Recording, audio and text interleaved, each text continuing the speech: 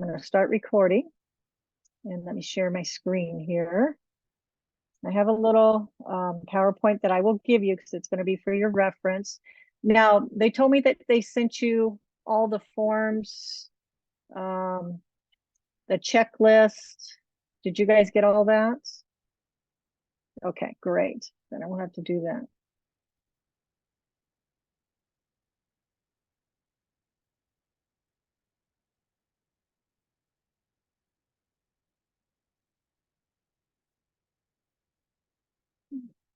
Check this box in case I have a video.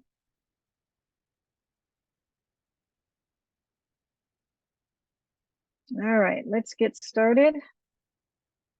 All right, so this is the EDD seminar number 2. They usually do it in December for you guys, but I guess we're just a little bit behind. And I volunteer to do it so we can get it done real quick, and you'll have me for your seminar number 3 too. The seminar number 2, we're going to go over chapters 1 through 3 and the IRB process and something ins and outs on that. At any time, if you have any questions, feel free to stop me, raise your hand, because I want to make sure that you feel comfortable with whatever process we're going to be doing. All right, you guys know me, but if you don't, Dr. Becky Sumbera, I'm the assistant dean in the college and also one of the faculty professors who teach in a doctorate program and core faculty. All right, today we're going to look at the different components and the needed for each of the chapters, you know, what type of language that you might be using and how to go about the process to make sure you tie everything together for chapters 1 through 3. We're going to understand how the dissertation is evaluated. I believe they sent you a rubric for your lit review and a rubric for your proposal for this one. Is that correct? Just give me a thumbs up. Okay. Have some understanding of the IRB process. I won't be able to walk you all the way through, but I can give you some links so you can start planning. When do you need to submit by? Because some people do make a mistake with that. And what you need in order to submit. Okay. We're going to review some of the checklist priority forms. And just remember, throughout this, your dissertation journey is basically a learning experience. Some people that I chair, they tend to think, well, we didn't learn all this in the courses. You may not learn it all in courses. What you're learning in the dissertation program and in the process of doing your dissertation is how to be a scholar, how to be a researcher. So you're going to have to, when something comes up in your research, you got to go out, read about it. Am I doing this correctly? Take and look at some other dissertations, some other research, ask your chair and your committee. So you're not going to have everything already there from the courses, but you are going to be learning the process. So by the time you defend your final defense, you will be an expert on this process and you'll be able to lead others. Okay, so just know the internet is very helpful sometimes. So basically, we're going to focus on the right half today, and it's going to be chapters 1 through 3. And you've done most of this. You started, research idea. You've started your lit review. Hopefully, most of you are complete or almost complete with that literature review. And then basically, you have your questions, and you're going to be working on your research design. That's probably some of the hardest, and we'll talk about why. Next time we meet, we're going to focus on the left half of the diagram, okay? So we're going to start with the lit review. Now, most of my candidates, I start with the lit review. You might have a chair that wants you to start with chapter 1. So that's an agreement between you and your chair. But I like to start with chapter 2, and I'll tell you why in a little bit, because that way you really find out everything you need to know within your research area. And did you pick a good one, and why is it good? Okay. Details, the purpose of it is it's basically that broad. It does the heavy lifting and provides the background for the readers to understand what literature is out there. The evidence is there. You're comparing and contrasting that evidence. And basically, you're providing them kind of a breadth and a little bit of a depth of what literature has been out there in your content or your field area of research. Okay, because they might have a lot of expertise, but specifically maybe not in your area. So you want to inform not only your chair, but anybody that picks up your dissertation. They should be able to read it and understand why you chose your questions, your methodology, and the participants that you're researching with. Okay. It draws relationships among sources. So what you're trying to do is look for similar researches that have come up with the same conclusions or contrasting viewpoints that disagree with each other. So it is not a book report, a paper, okay? The literature review, you have to think differently. I know in classes you have done your proposals. And your proposals most of the time are done with 1 or 2, maybe 3, up to 5 research articles. It's a little more than that, okay? But you want to draw the relationship between the resources.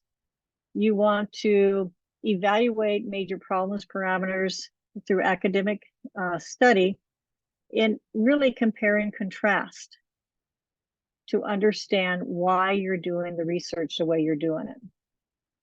The literature review also, the research that is in there supports the methodology of your study.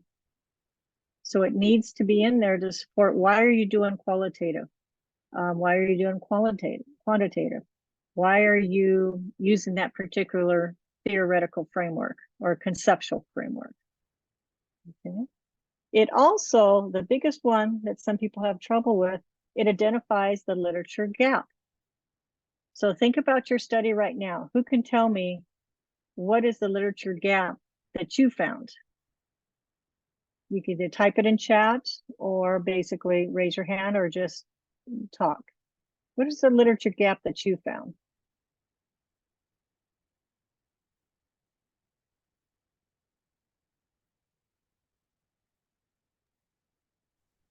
So,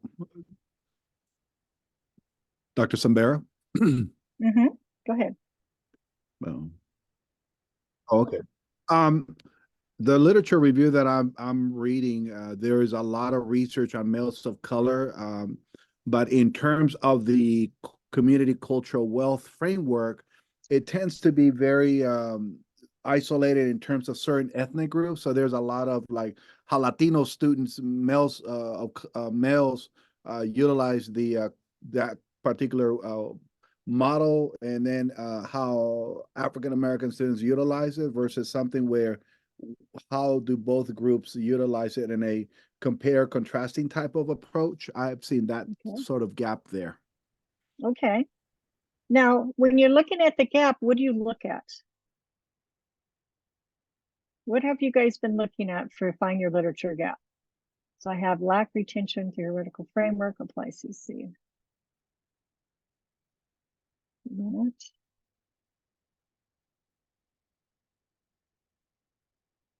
And Anthony, what is your proposal subject? Oh, ethnic studies faculty at the community. Okay, so there's minimal research on that, you're saying? Yes. Okay.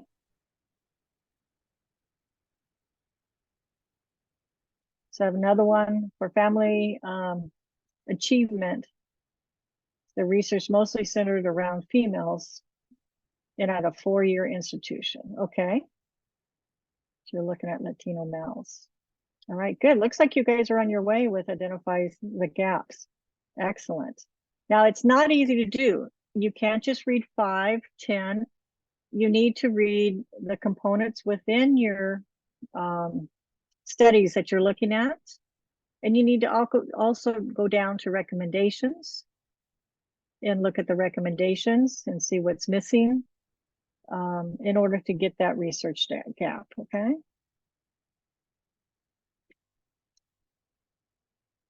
The literature review also links a literature gap to your problem statement. You know, your problem statement is up in chapter 1, but you're doing the literature review first so that you can figure out what the literature gap is so that you can make sure that problem statement and your research questions are aligned. So in your proposal that you guys have done, you've done some, initial research exploration of different research, and you came up with a proposal. So now what you're doing, a literature review, is going for a deeper dive. And so in that deeper dive, now you're looking at that literature gap and then going back to chapter 1 and revising it. And sometimes you have to revise those questions too as you get going. Your literature review, basically, you want to be able to look for studies when you're doing your literature review. Let's say the gap is an area and maybe they've done a lot of quantitative research, their methodology with quantitative, and you didn't have as much in qualitative. You want to take a look at that. So you want to clearly frame what your theoretical framework also. So you've picked your theoretical or conceptual framework. Then you're also looking at the tenets or components within those two and looking at the research and how it applies to your specific study. All right. So when you're doing this, there's a lot of compare and contrast. There's a lot of double checking. And that's why some people have you do chapter 1 first. They want you to get it down, but it doesn't mean it's done. You'll go back to chapter 1 and revise after you finish your lit review, okay, based on what you have. All right, so it links the gap to problem statements and research questions. It also, in the lit review, you need to identify your theoretical or conceptual framework. So, and then do kind of a deep dive into both.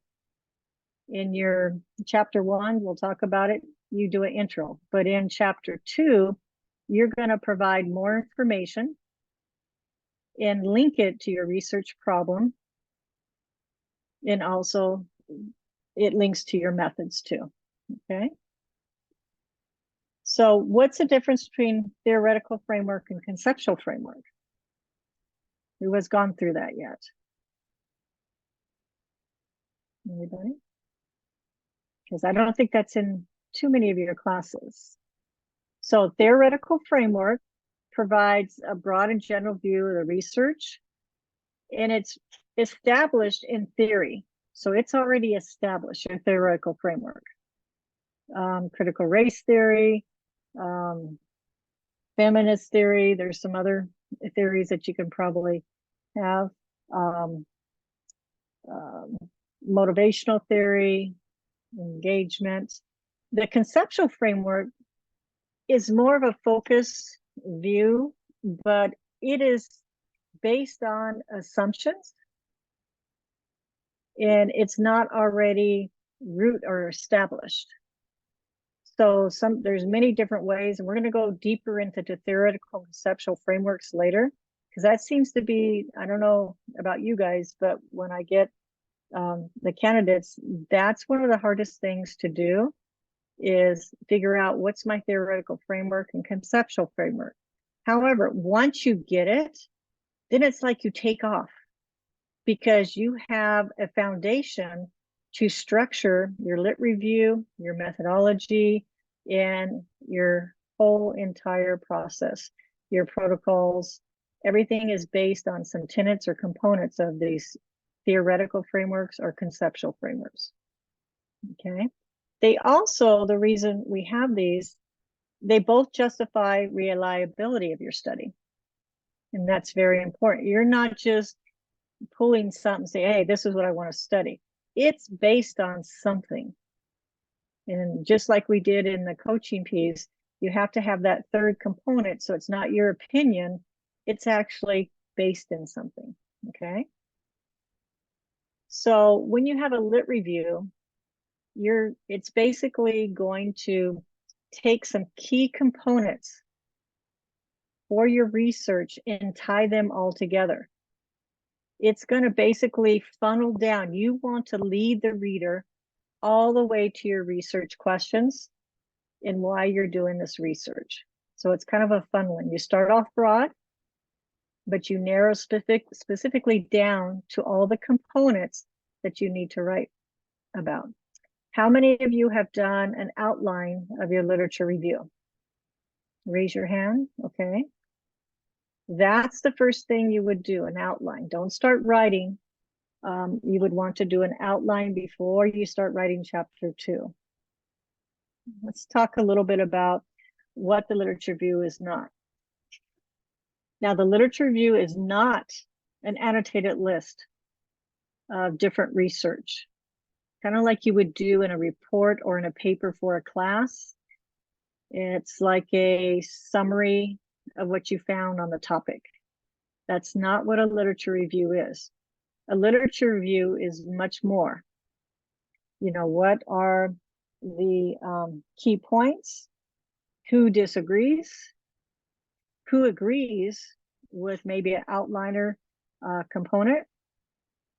And being able to bring that forward into a paragraph. You might have 10 studies in one paragraph that you did some compare and contrast. All right, so you're capturing what's out there in the research and guiding and informing your readers. I've also seen in some that people put their opinion. It is, remember, you can't give your opinion until chapter 5. Okay, this is all about the literature out there, and you're trying to summarize basically some of the literature in a way that supports your research topic. Questions on that?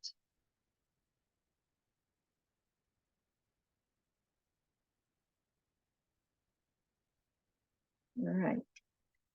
So we're gonna do some practice and we're gonna breakout sessions, but I just want you to look at, so what's the difference between a literature review and maybe a report or annotated bibliography?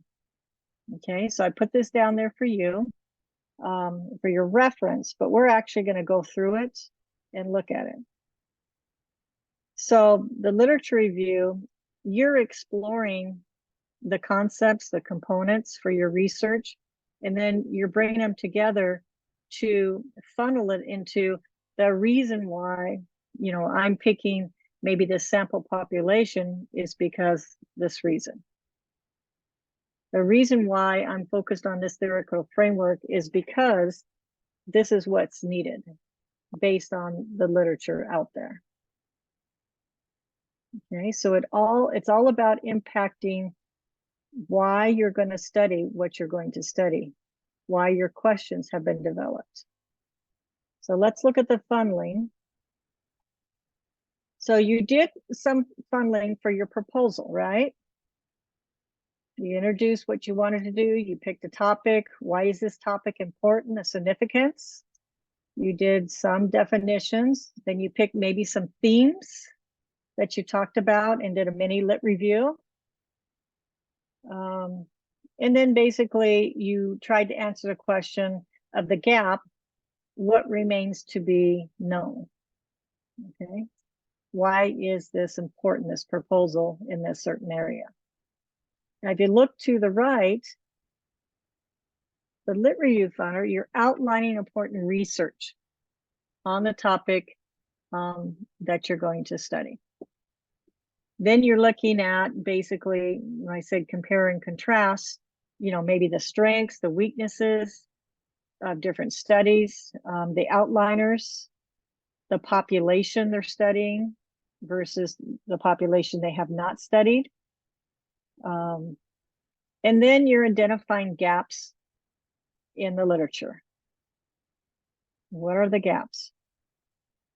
That's where you come up with establish a need for current research. So your lit review should lead the reader right into, oh, I see why they're researching this topic in these individuals in the manner that they're doing it.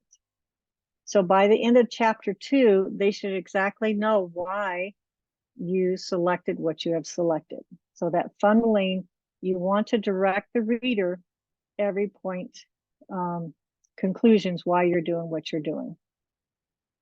So real quickly, I'm going to have you look at some examples to find what is the difference so you can view it. Okay, so let me take us off of this. So we have, I don't think you guys got this. Let me see. I'm going to put this up and you guys take screenshots because I don't think they sent you the PowerPoint yet. So let me get back here. I'm going to give you 2 slides and have you do screenshots so you have them. Okay, here's the first one. This is annotated bibliography.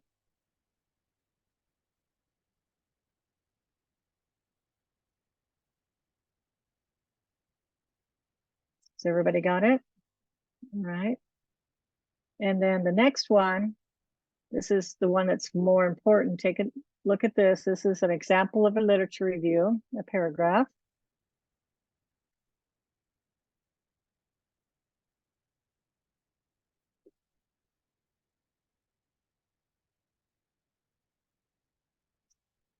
Okay, so I want to go into breakout groups and I want you to kind of look at the difference. So read through the literature review example, look at the annotated comments on the side, and then look at or think about your first proposal or paper in the class. I want you to come up, your group to come up with 3 things. What is the difference between a literature review? Oh, thank you, Audrey. And a literature review and annotated bibliography, or either a paper. Okay. So you're coming up with 3 things. All right. So let me start the breakout groups.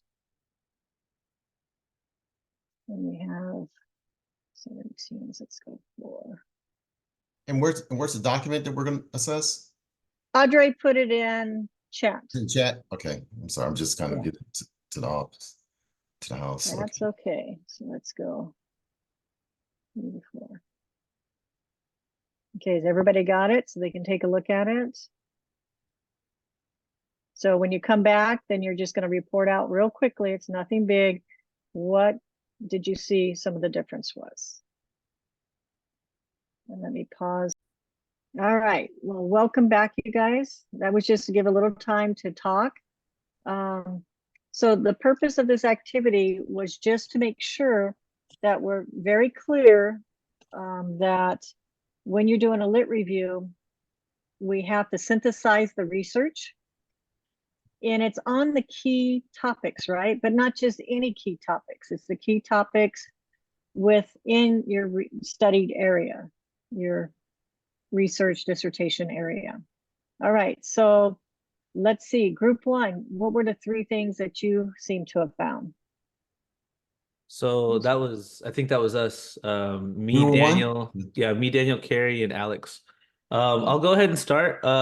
We had wrote it in the chat, and the chat did not allow us to copy and paste, but No, you can put it in there now, you guys. Yeah. Oh yeah, sure. That's a really good idea. But essentially we had said that the literature review is a conversation. It starts with the theme, but then it says this topic is discussed over here in this fashion, but other research will say this point.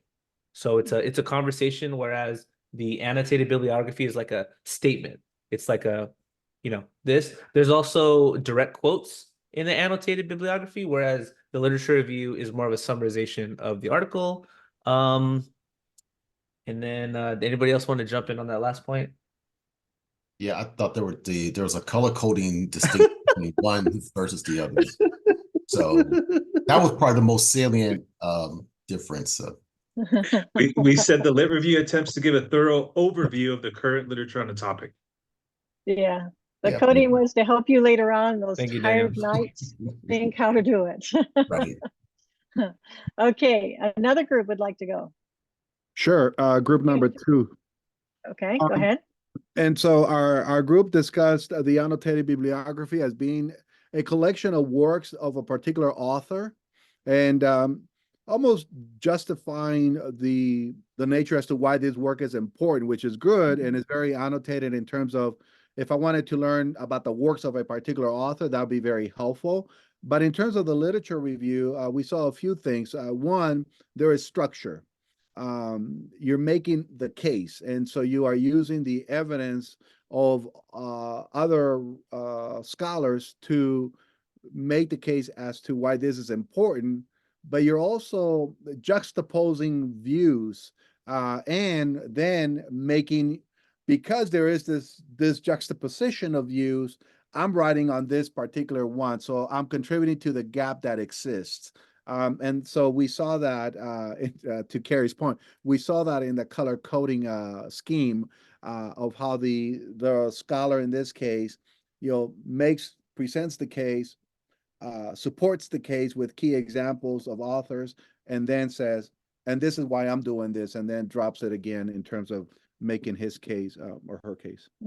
Yeah, it's always leading back to why you're doing the research. Why did you pick this theoretical framework? Why are you using this methodological methodology for your research? And so this you're not just writing to, explain a certain research. You're being very intentional, aren't you? Yes. And I'm sorry I interrupted you. But this is where the homework assignment that you gave us in that course of paraphrasing and citing, whether it's within text or off, I thought that all of that is, at least in my work right now, is coming in very, very handy. Good. Yeah, it comes in clear if once you learn the process, but it's a new process. We didn't have this in K-12 and maybe not even in undergrad. So it's definitely a new process in grad school, trying to get this down. But once you get it, that's how you'll write, and research will be simpler after you go through this whole learning process that you're going through. Group 3 or 4, do you guys have something to add? So for group 3, I was with Anthony and LaShawn. So we talked about the literature review, certainly involving multiple references and studies, and then identifying contrasting views. But we also liked how it explains the relevance of the recent studies and how it's connected to the research topic. And we saw a lot of interconnection between the different themes. They kind of spoke to each other and lived with each other, whereas the annotated bibliography was kind of like summary of facts, and then it kind of ended there. Okay, so what you're doing is being intentional for the reader. You're guiding them to come up with the conclusions that you have come up with and the reasons why you're doing your research. You're not leaving it to chance. You're intentionally guiding the reader and funneling it down. So see, this is why I'm doing my research. So you want to continue to do that. And it doesn't have to be lengthy. Now, there was a lot of studies in that literature review, but it was only, a little bit over about a paragraph, right? But you said a lot just in that little section. So your lit review doesn't have to be 100 pages. Okay, in fact, we prefer not to be, because you're not synthesizing enough. So we want you to synthesize it into key points that you want to cover in your study. Okay, what about group 4? Anything to add?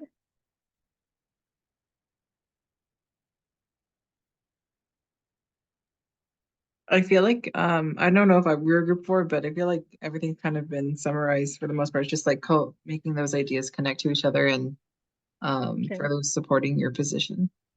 Okay, just wanted to give you time. Group 5, I know that's why I'm saying. Anything else to add? Because I think Alma, me, and Mario was in group 5. I want to add next time I want to be group 1. So okay, so we'll do it backwards. Yes. Yeah, but I think a lot of my friends said, and one thing I noticed was there are 7 citations in one paragraph, and it was in a nice chronological order, so to speak, because the point was how social media influence or impact academic performance. And the author did a good job bringing different sources, but still keeping within the theme what was the IV or independent variable, what they're trying to predict on, that is the dependent variable, versus the annotated bibliography was just examining the opinion and a lot of quotations, and even the suggestion was about the writing style more than the concept itself. So Okay. that's something we talked. Excellent. Excellent. Now, there's a chat here. I gotta try to show. Yes, I'll show the funnel slide again. In fact, you guys will get this to do this.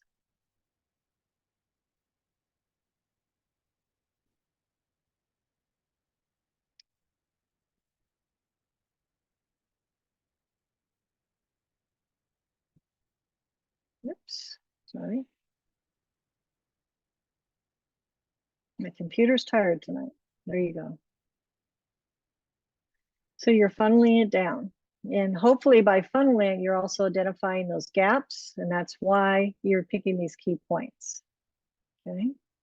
So now, in order to get you there, so you're able to do this kind of work, how do I get there for the lit review? Okay, a lot of you are working on, your chapter 1. So a lit review table is one of the keys to keep you organized. And there's many ways to do this. So I put a few headings on, but this isn't the only way to do it. You put the study. This way, every single study you look at, you're documenting. You're not saying, oh, I remember something. Where was that study? Who did that? And then you drive yourself crazy. Okay, so you put the study down. You put what type of design it was, because later you're going to be looking for methodology. So what's some of the methodology that these studies are using? Okay.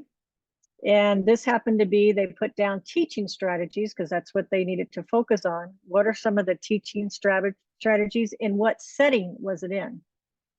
So in order to make sure their methodology was right, they didn't know which setting they needed to research. Okay. And then the last column, they went in there, leadership ability to develop. How did the leader approach helping teachers with different teaching strategies? Okay, so then they put the concepts they were really interested over here. So that's one way, and there's many. You'll see these all the time in dissertations. And I'm sorry, this one didn't come out quite right. The author theoretical framework or conceptual framework they have, research questions they put in here. They put the methodology, analysis, and results. They kind of did how they did their data analysis, their conclusions, implications for future research, because that was, they felt was going to be helpful, and implications for practice. Okay, this is your table, and you're going to put in there what's going to help you be able to write that literature review. Okay, but there's many, many examples. I probably have about 20. So you need to create a research table so that you can summarize. So when I get maybe all these different authors are talking about stress and coping, how to cope with stress. Okay, who said what? Who agreed with this concept and outcome? Who agreed with this one? It's a lot easier to put them together quicker. You'll get it done quicker instead of having to go reread every single study that you read before. All right, so try to find something that works.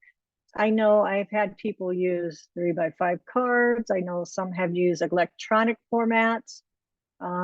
Whatever works for you, you've got to get a method for your lit review. How are you going to synthesize this data if you can't see them side by side? So how are you going to do that? Whatever method works for you. Does anybody use something now to help them?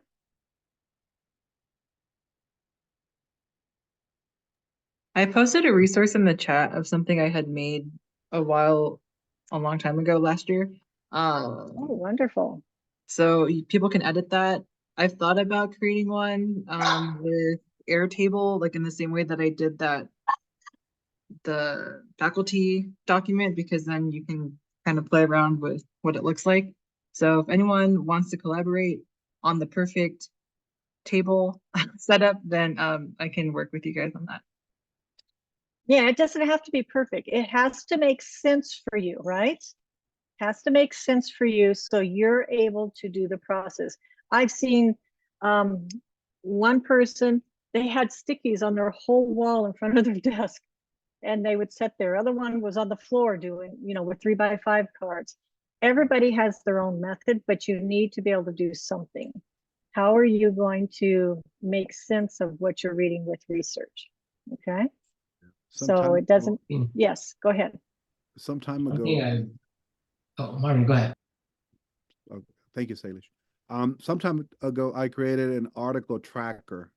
That's what I called it, which helped me really focus on also a sequence of articles, numbering them, and doing the whole citation thing, as well as going through the date of the article title, and different entries that at some point would come in handy, including the abstract, so that I could get just a very quick view on it. The research method, I'm looking at it now. The article themes, that way I could, I was, at that point, we were looking more at what are the findings in this article, what's the research approach, and so it's very, very comprehensive, as well as the DOI or the website, so that I can always go back in case I lose my information. Excellent. And who else had a comment that they're doing? Salish. Yeah, Murray mentioned I when I did my proposal for Dr. Acevedo's class, I had a column for citation, in-text and parenthetical citation. And instead of having the whole article or abstract, I would write down the key concepts that I'm interested in the article. And from your class, what I did, I started implementing in my table was choosing the direct quotes and paraphrasing. So if I need to read the article and know what I liked from that article, I already have paraphrased and just build on. And next I'm trying to do is developing a thematic approach. So it's like a different tabs for different themed articles. So that could help too. Excellent. And as you're reading for the lit review, you're reading these studies, look at the table of contents. Real quickly in the lit review, you can see some of their key components, right? And you can start, picking out, wow, what are the key components that they felt were important? How did they outline their lit review? And how did they come to, their methodology and then their findings and their recommendations? But if you look at the table of contents in that lit review, it really tells a picture. So please don't just scroll past that table of contents. Look at that table of contents. You'll find out how to structure those themes and look at that piece. Also look at in the appendix, right? And we'll talk about that later in chapter 5, because there's a lot of good material in the appendix also. All right, well, good job. Again, it's not one way. And I think a lot of people get stuck on the lit review. They think they have to do it somebody else's way.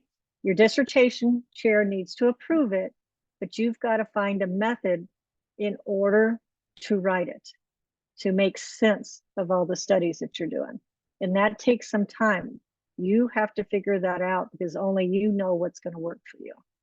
Okay. All right. So that is a table. So let's just review a little bit. Now, after you write your lit review, you can ask yourself some questions, but you can also use these questions to help you write your lit review. One, is there any noticeable gaps? Once you're done, if you didn't identify gaps, you've got to rewrite, keep writing that lit review until you get those gaps. Got to redo something. Did you list any resources in your lit review that you really don't need now? Because once you read everything, you realize you're not going to focus in a certain area, you can take those out. Don't leave them in. Remove them. If they're not critical to what you're studying, it's okay. You wrote it. I know it took you a long time, but take it out. When you don't take it out, that's when we get the 100-page lit reviews. Okay. So make sure you take that out.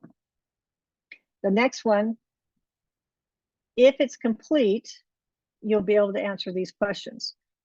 What is already known about the research topic that you're doing your study on? Okay, what are the key concepts the reader should know before reading the methodology? What are the key concepts that they need to see if your methodology fits your study? It's very important to link the two, okay? What are the prevailing theories in your field? Because that's going to be what you're going to be answering during your proposal, also during your defense. We're going to ask you these questions. Okay. What are there any inconsistencies? Did you point them out? Any gaps, maybe lack of research? Did you point that out? And what is needed for future research? And that would be in their future study proposals. What needs to be covered? Okay. And are you doing one of those methods? If so, it should have been pointed out in your lit review. And how does in a summary at the very end of your lit review, you should state, how does your research fit into the larger landscape of this focus area? Okay, and then when you do your recommendations, you're going to be restating that. Okay, based on your findings, if you found more or anything else, you're going to be restating. All right, so the lit review, again, is that it's like the heart of your research because it connects everything. It connects to chapter 1, it connects to chapter 3, it definitely connects to chapter 4 and chapter 5. So this piece, you really got to spend lots of time, and you'll be revising it constantly. You will read through your lit review, revise it, reposition things over 100 times. You will know almost exactly where that paragraph is in your lit review. Okay. And your proposal is going to be all about the lit review. It's not chapter 1. It's usually not chapter 3. It's usually your lit review is where we're going to ask you the questions. Okay. Any comments or questions on the lit review? Okay. So how do you write it? 1, make sure you go to the librarian. Make sure you tap into that resource. Go to, what search engines that are important for your topic. You got to search the right literature. Don't try to do this all on your own.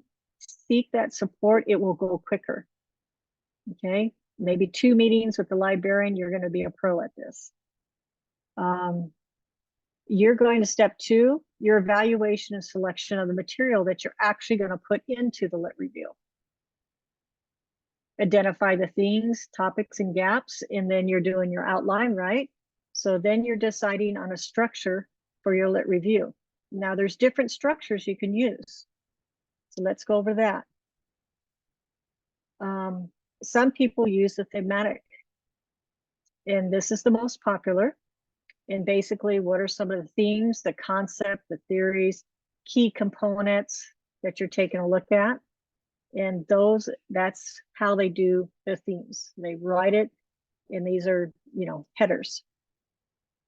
Some do it chronically, kind of a historical perspective of the issue.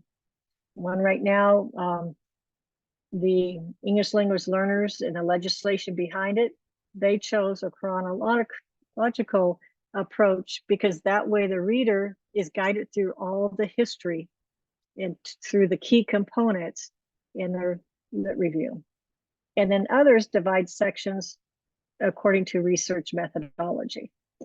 So some do, well, this is how they studied qualitative, quantitative, mixed methods.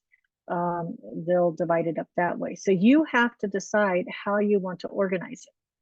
with your chair, you're going to decide which one best fits your research.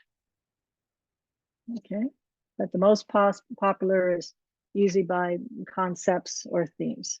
Okay, key components. All right, so now the heavy hitter that we all dread is the methodology section. And I know we're near a methodologist.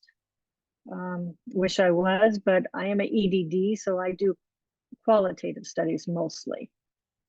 Quantitative, I usually try not to chair that, but then we have some PhDs who are very good at quantitative data and they want to stay away from qualitative data, right? So it kind of, we usually focus on one, but we do have some that do mixed methods, and so they're pretty good at both for as chairs. So let's take a look at this. So is anybody writing their methods, chapter 3 yet? Methodology? Okay. So it provides the details of how you're going to approach your research study, the design, the population, the analysis of the data, how you're going to store your data, all the key components that you need in order to basically have a ethical and safe research following, you know, the city guidelines that you're going to do with IRB. So following all that, but also how do you tie in the key components you want answered with your questions? So some of your questions will need to be addressed quantitatively. Some might need to be addressed qualitatively. And then your questions are usually based on your theoretical or conceptual framework, right? So they tie back to your theoretical conceptual frameworks. So you keep getting these links. I've got to pick a good theoretical framework or conceptual framework, because then my questions are going to be based on the components or tenets of those two. But then in my methodology, chapter 3, I need to make sure I'm answering those questions appropriately with the right research method. Okay, so they all kind of link together. And that's why it's real good to have many conversations with your chair in order so you guys can decide, you know, basically how the study is going to go. So that's extremely important. Chapter 3 structure. It's always good. And did you guys, let me stop this because I want to show you a document. I don't think they sent you this, because when they sent me everything, it wasn't in there. And I want to give this, make sure if you didn't get it, I do want to give it to you. Oh, you guys forgot to remind me to turn that recorder on. Oh, good, it's on. Okay, I thought maybe I forgot. Okay, here it is. All right, now this one, I'm not sure if you got this. Did you guys get this?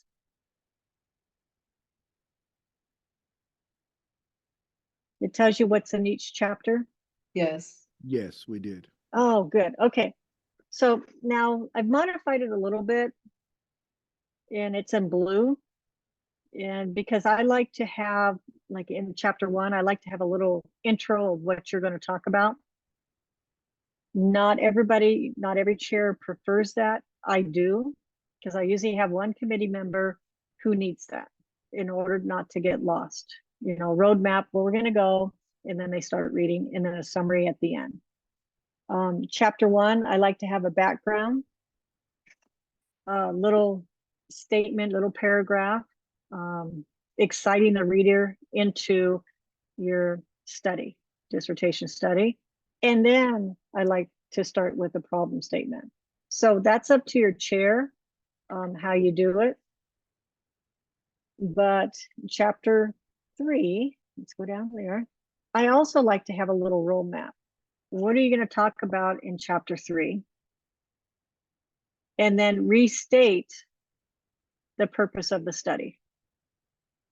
So that if somebody just goes to your chapter 3 they're understanding what the purpose of the study is, and then they can read your research design. They don't have to go back to chapter 1. They can read your methodology, okay? Now, research design, and basically, as you can see, it provides an overview of what you're going to research. Research setting, where are you going to do that? Sample, who are you going to do it with? You're going to pick all of this. Okay, so this, I wanted to make sure you had it. Do I have any more blue? No, okay. You have that. Let's go back to the PowerPoint then.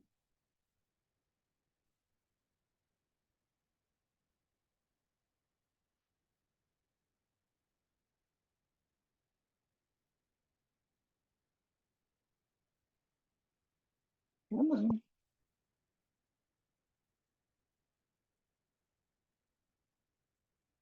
There we go, it refreshed. Okay, so roadmap intro, but that's up to your chair. The required components are research design. So you need to talk about your research design. But how do you talk about your research design if you haven't identified research design while you've been doing your lit review, correct? So a trick that I used to do, and I have some of my students do, is I have them create a folder, like if they're using electronic saving, I have them create a folder on research design. And when they run across a good design that they think might work for their study, they put it in that folder. Nothing else they're looking at, it's in the research design folder. If they find a sample of population that they really think it fits them, I have them put that in research sample. So then when they get to each section, they're kind of reviewing how the individuals did it in their methodology and why they did it,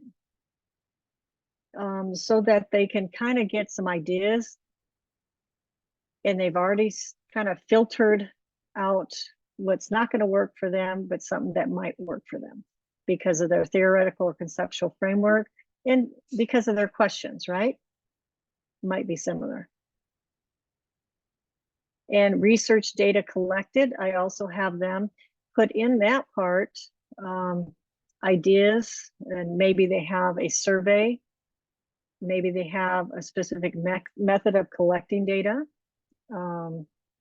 So make folders that you can give good examples, because you're not going to find one, well, I shouldn't say you're not going to find, sometimes you do, one good sample in just everything's in one. You're going to have a few, so make some folders, okay? So research data, you need to identify what data you're going to be collecting, that you're hoping to collect. Now that should be tied back to your theoretical framework in your questions. So look at some of in your theoretical framework, what are some of the components? So critical race theory, what are some of the tenets of critical race theory? Who can tell me if you remember back to that course? Anybody? I remember counter storytelling. Okay. So maybe storytelling. So if that was one of the components and I wanted to replicate that, how would I design my research in order to do that? Okay, but there's many components in it. So you would have to find a component. Okay.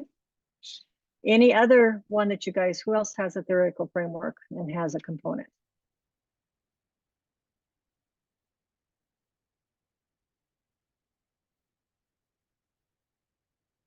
Anybody? I know a couple you do.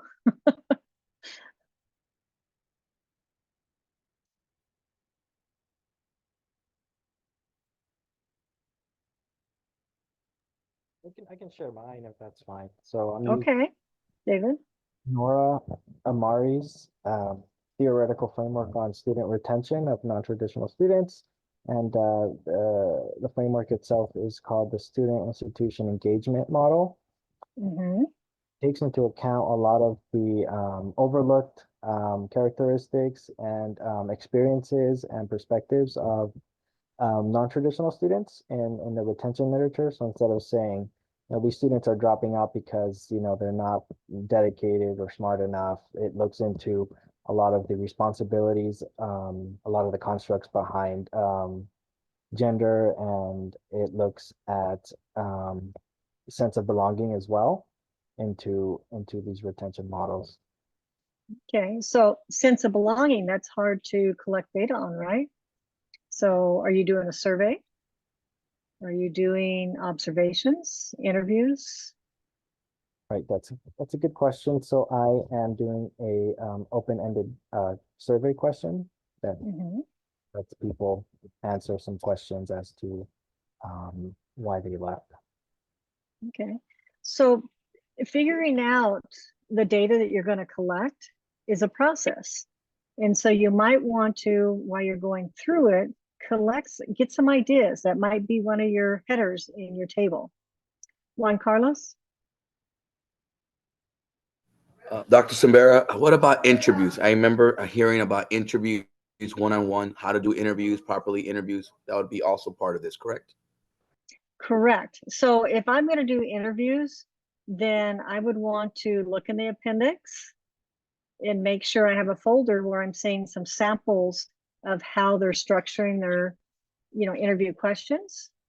But I'm also going to look at my theoretical framework, who did research with it, and see if they have any questions and how they structured the components within that theoretical framework, correct? So I need to do some exploring. I might not be on my topic, but I can see how they're using the components in interview questions. Okay, and what data in their findings did they come up with by using that structure? So I've got to do a little bit more than just write this dissertation. I've really got to explore how people are using this within the field, within my theoretical framework, on my topic, and with whatever methodology I'm going to use. So I need to go and explore that myself. Okay, so that might be, you're talking to your chair and you say, well, go look to see how people are using this. And then you would go look for a week or two. Okay, so not all of it is used just to put writing. Some of it is to explore. The whole process here is to explore what's out there, what's in the literature currently, and how are they using your topic, the theoretical framework, conceptual framework. And then by doing that, you start to look at the gaps. You find the gaps because you're really digging deeper. Okay, this is not superficial. You go deep, you become an expert in this. So when you're done, you're the expert in your topic. Okay. All right. So now validity and trustworthiness and reliability. So I put down at the bottom, because you'll hear this, is qualitative. You don't use reliability, qualitative studies. It's more trustworthiness methods. Some of the methods used for qualitative is data triangulation, member checking, and external audits. So member checking, let's say I did an interview. I would have the person I did the interview check over the transcript that was generated or you typed to see if there's any errors. External audits would be a group of individuals, maybe one or two, that after you do your coding, then you have them look at how you did your coding to see if they come up with the same thing. It's usually somebody who has, an EDD, or somebody's done research in your area, a friend, or one of you guys help each other. But then you do external audits. That creates that trustworthiness for the qualitative. Quantitative, yes, validity and reliability is kind of built in, but it's a little different with qualitative. And I think you guys went over that in your qualitative research class. But I just wanted to make sure, because a lot of people get confused, but that data triangulation is huge in qualitative, okay? The next component is positionality of the researcher. That's you. So one, you're interested in this topic probably because it's very close to home.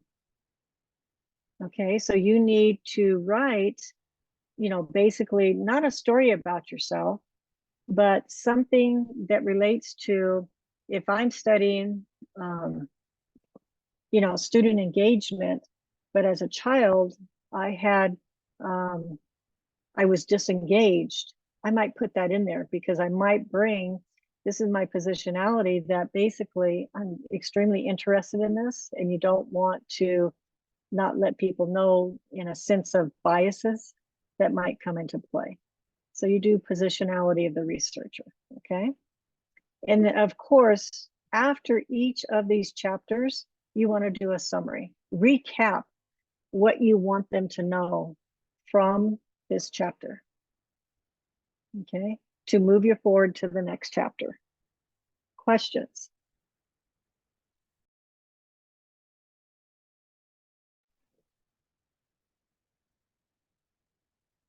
So what is the scariest part about methodology? Dr. Sumbera, I have a question about positionality. Okay. Now, who determines how long should be the positionality? Like how much you want to write? Should I limit myself to the topic I'm studying, or? Well, it all depends on your chair, but it should be similar to what you're studying. I had one student write this whole positionality with pictures, and it was very, very long. Guess what? That was a chapter 6 for them, and we only used about a page. So I told them if they wanted to make a chapter 6, they could put it there, but it didn't belong anywhere else within the official structure. So it's more based on, positionality is based on what you're researching. Okay.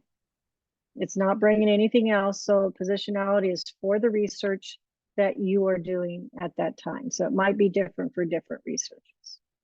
Okay. Other questions? But it's up to your chair. If they say it's too long, it's too long. Remember, you want to get done.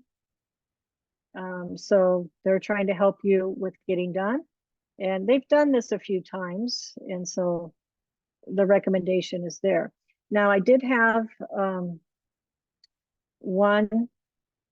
couple of my students, when they wrote too much, and then I could follow them because I'm close to you guys and, you know, I work with them. But when their committee members started to read, they got lost. It didn't lead them to where they needed to go. And then they had to go back and make modifications. You don't want to do that. You want to have other people read it so they can follow, even if they don't know anything about the topic. Okay. So with your methodology, with your lit review, and definitely your intro, you want to hook people to read the rest of your research. Okay. Any other questions? Okay, I'm going to back up a little bit because I said I would. Let me go over the theoretical frameworks and conceptual frameworks, because that seems, at least from my experience, once you get this and you have that down, the writing process gets simpler. And that's what we want, right? We want it to get easier. All right, so theoretical framework. It's supposed to say bridges.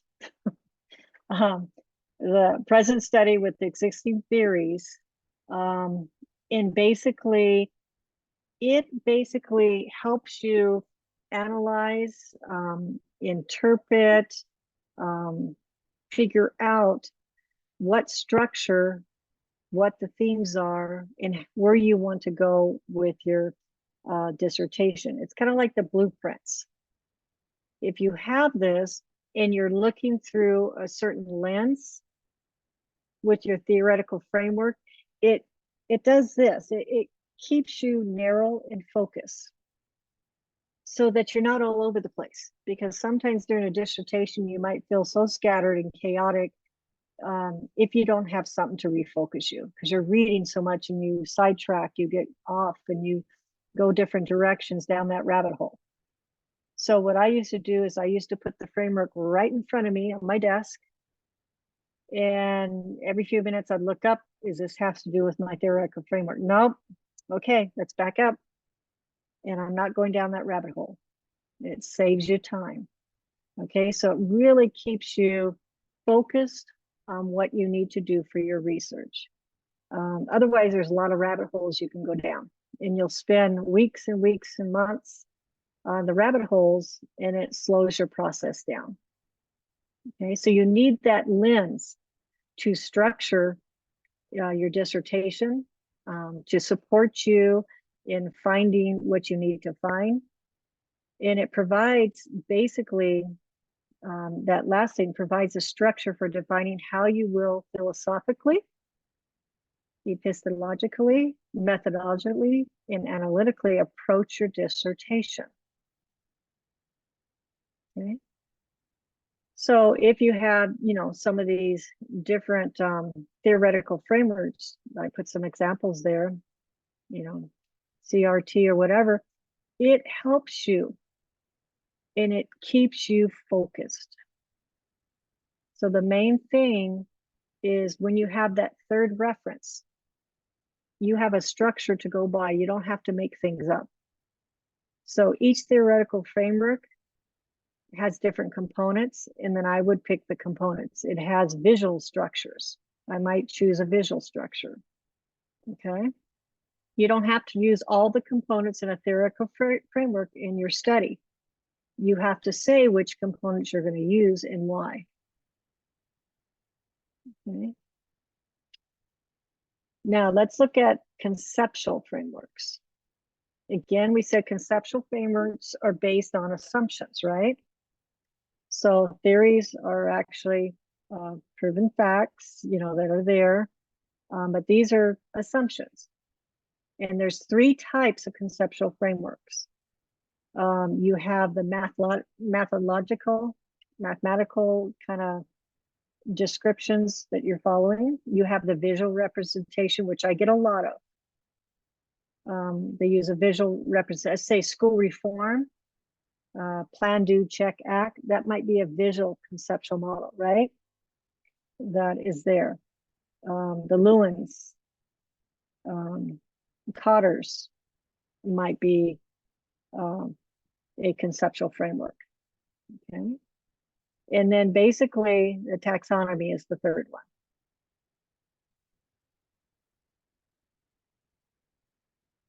This assumes that the concept is true and you have to prove that.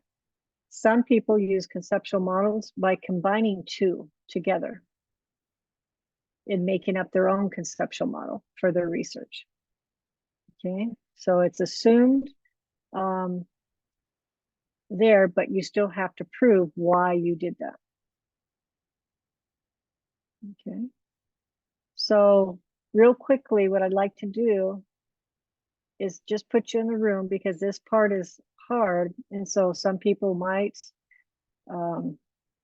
be able to lend how they went through it. And I'm gonna recreate.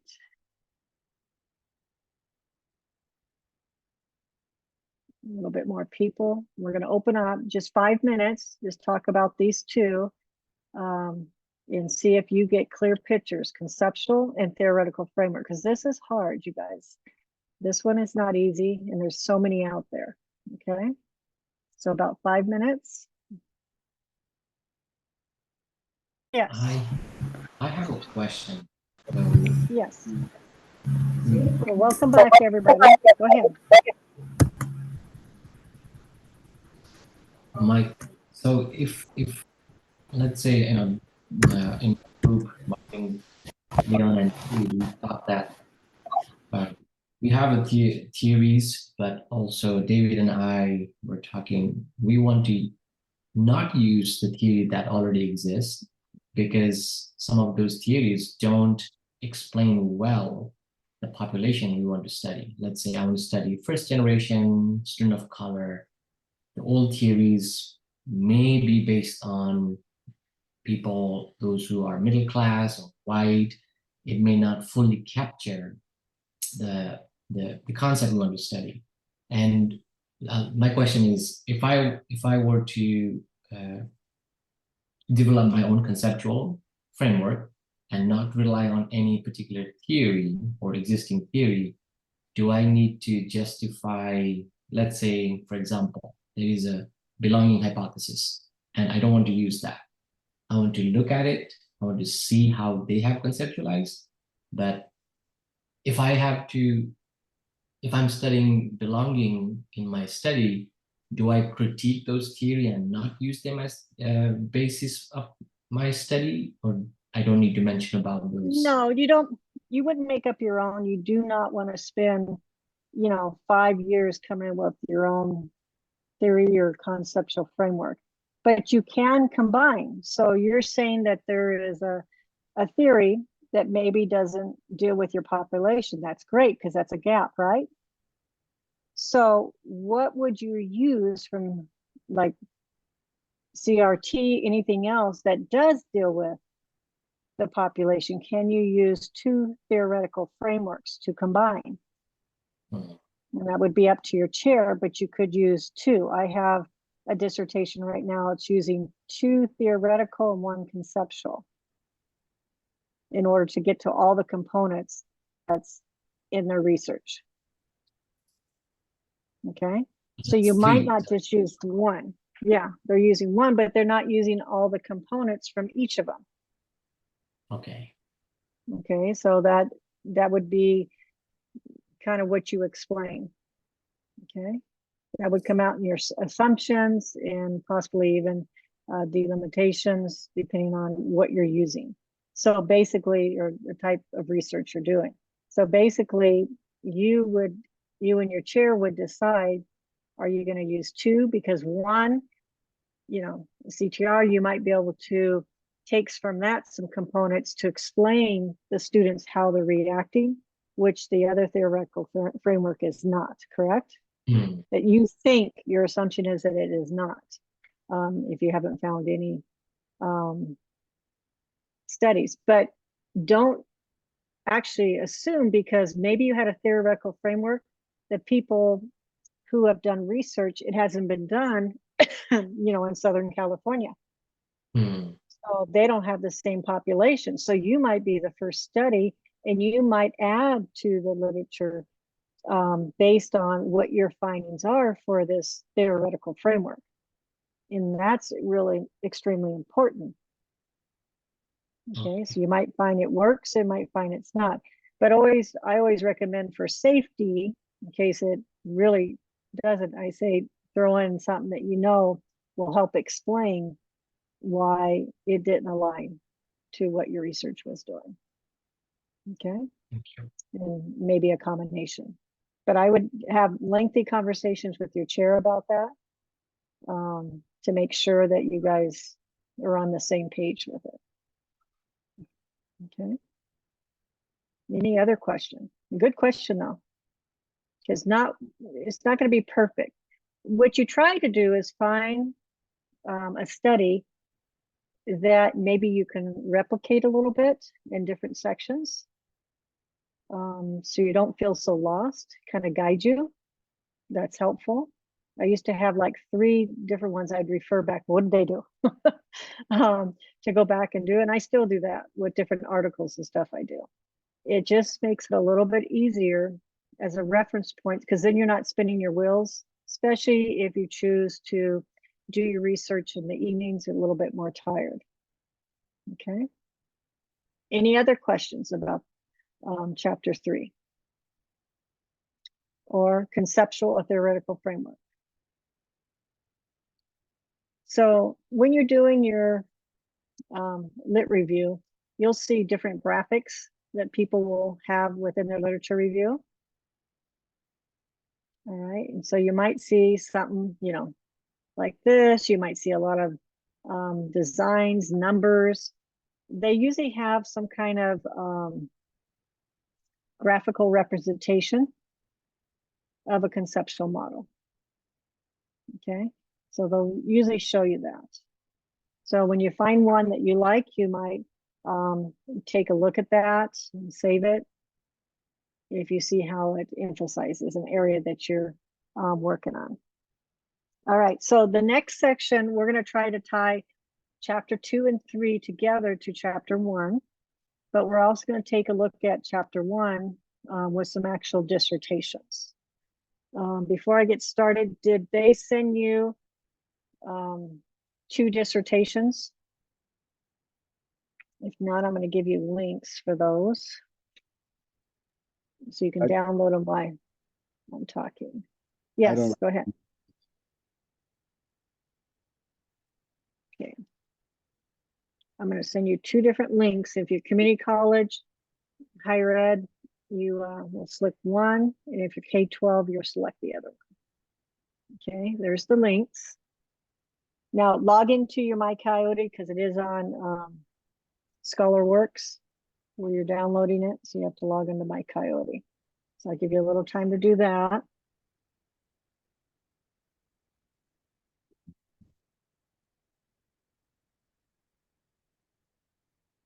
Oh, thank you, David. You posted the approved dissertation format. Excellent. I think that's the most recent one. I was told that's the most recent one. Let me look at it and I will tell you. May 2021. I thought they did one in 22. We'll take a peek. Dr. Sumbera, the link doesn't work for CC. Did you log into MyCoyote? Yes. Before clicking on it? Oh. I, It worked for me. It works. It works. I just clicked on it. It works. Is it because it's not the Audrey Baca's work, right? Yes. Yeah, right. Yes, it worked. I'll drop it in PDF in the chat now, team. There you go. Thank you. Yeah. Yeah. Okay. And that way you have it before we get going. Now, doing chapter 1 is probably going to be the easiest after you did the lit review and your methodology. And it's kind of nice because then you get to bring everything together. And all these chapters don't have to be lengthy. All right. And some people say, well, how many pages? I don't give pages because you need to get done what you need to get done. It depends on your research, how many phases, if it's just one phase, the components, how detailed your research is. But my favorite phrase is, don't write more than you have to. You want to get done. A done dissertation is a good dissertation.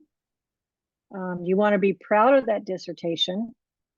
And you want to be able to come back to this and show others your dissertation. So you can't make it too lengthy, too complicated. You really have to do the work to make it readable. So others will cite you. The more cited your publication is, the better, right? So make it presentable so others want to read this. Make it an easy read for others, but get to the point. You don't have to do a lot of extra writing. Like that one paragraph you said, you know, there is 7 or 8 different sources that they compiled together. They synthesized. Okay, in the lit review. All right, everybody has it? All right, let's move on. So we're not going to be here the whole time, you guys, so just let you know. Okay, we're going to go to chapter 1 now. And first, chapter 1 is basically, you know, it provides that rationale, kind of the background of why you're doing your study and what your study is going to consist of. You want to try to basically in chapter 1, you want to hook the reader to read the rest of your research. So you're trying to give them recap of what your research is going to do and the importance of the research.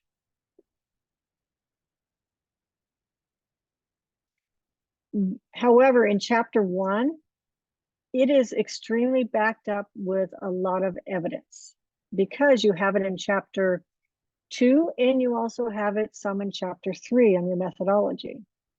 Okay. You might make some assumptions, but it is very evident, very heavy in evidence. So chapter 1, again, like I showed you on mine, I have them do a quick intro. What are you going to cover in chapter 1? And then a small background to catch their eye of why you're doing the research. Just a paragraph, but just a little bit about the background of why this is important. Okay. Then I state the problem. You would state your problem statement. Okay. Again, the problem statement is aligned, and the purpose. Your research questions or hypothesis. How many people are doing quantitative? Anybody? Mixed method. Anybody doing mixed method? Okay, a couple. All right. Okay. And then significance of your study. This first part, the first 6 are very important. You can hook somebody instantly by having these well written, well summarized. It summarizes all your literature review,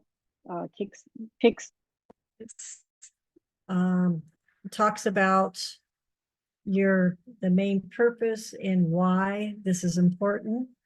And then you go into, after that, you would go into your framework. So talk intro. It's just an intro. You don't go deep into the framework. That's chapter 2. So here you would just do, maybe a paragraph on your framework to up to a page, depending on what you have. But real quickly, an intro to your framework. And then assumptions. What are some of the assumptions and delimitations? You might only be doing males, studying males. You're not studying females. You might be only studying at one particular site versus many. So you want to make sure that you have your assumptions that you are making, any assumptions, and delimitations. Okay. And then you define key terms. So while you're writing, people can come back here and they're not confused with all the terminology. Because again, some people might not know your research area. And then at the very end, you're going to summarize. Okay, since you guys are all working, a lot of you are working on chapter 1, is there a struggle or is there an area that you might have some questions on? And don't be afraid, this is the time to get some extra support.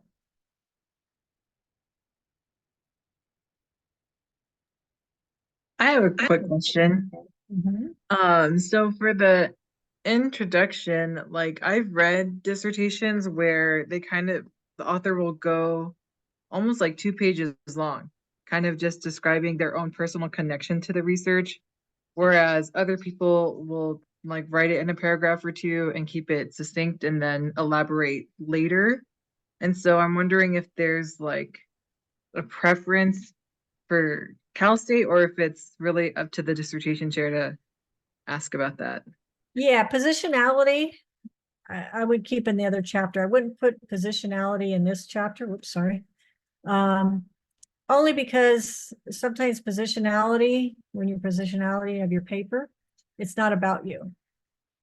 So an intro would be an introduction of what's going to be covered in chapter 1. The background is probably what you're talking about. A little history so they understand before they state the problem statement. Okay, so when you think of this, if it's real lengthy, that they need that much in order to introduce their problem statement. reading those 2 pages, do they need all that in order to introduce the problem statement? That would be my question, and how long it needs to be. Okay. Okay, thank you. But it's up to your chair. I would not put positionality in chapter 1. I would say no. But another chair might say, yes, I want it there. Okay. So that is, you know, their right to be able to do that. And I always tell my candidates, I'm going to recommend things that I don't like. But if, you know, a couple of them push back, it's their dissertation. So if their committee agrees with it, then we're going to move forward, right?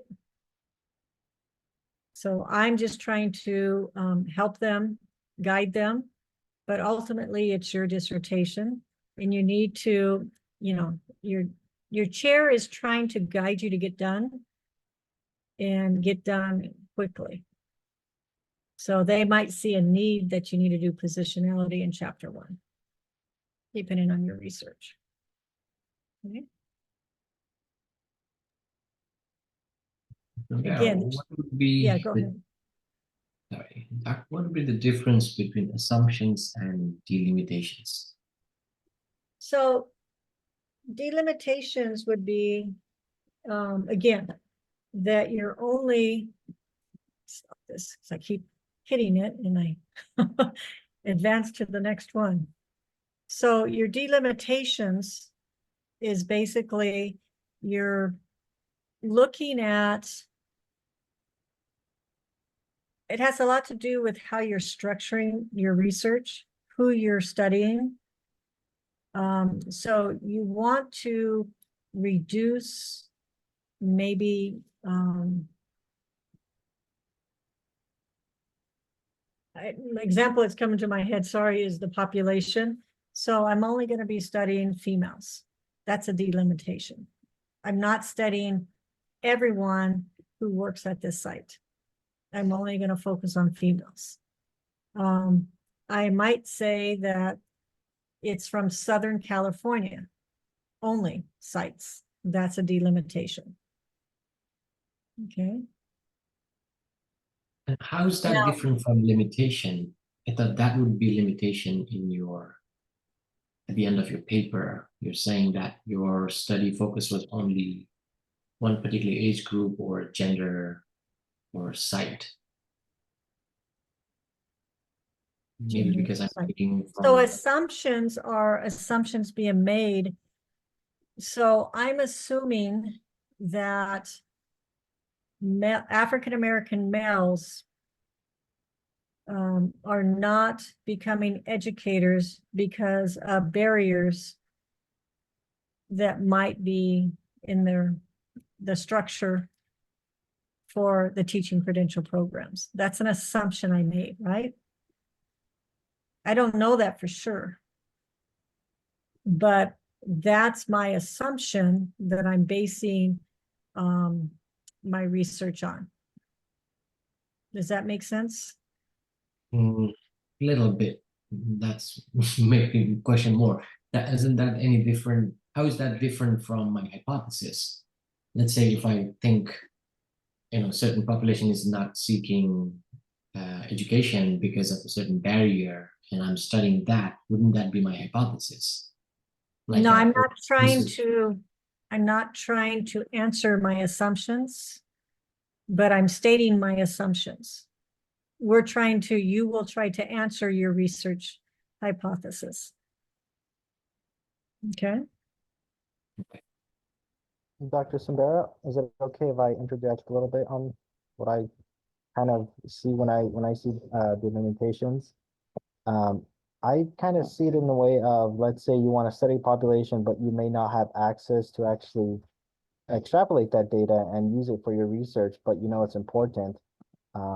You're acknowledging that you're using a limited data set. It may not necessarily apply to the robustness of some of these theoretical frameworks.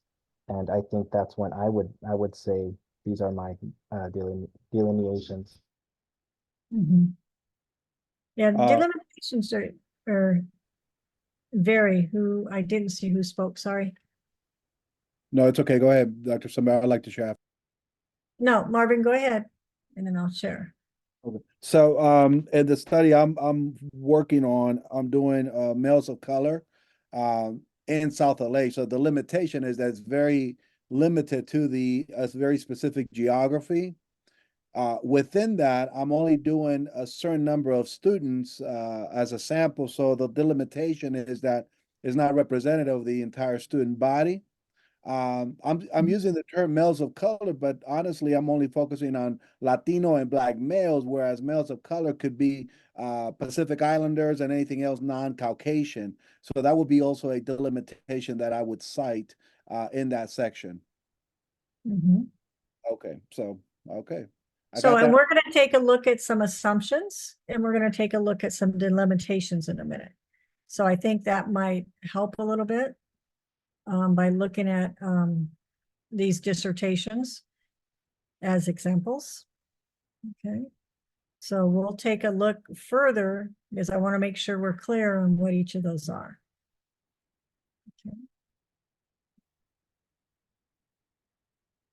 All right, so now when you did your proposals, or while you're doing your proposals, I think you guys are already done, you did a type of research exploration that was kind of funneling to get your proposal done.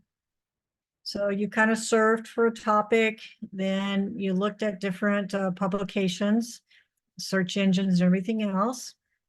Then you basically found, you know, what was important. You organized that information and, you know, basically then synthesized it into your proposal and submitted that as your proposal. So it's a type of research exploration where you're collecting data in order to do a simple process of like a proposal. So you're synthesizing some data, you're doing a report on it, and you did your proposal.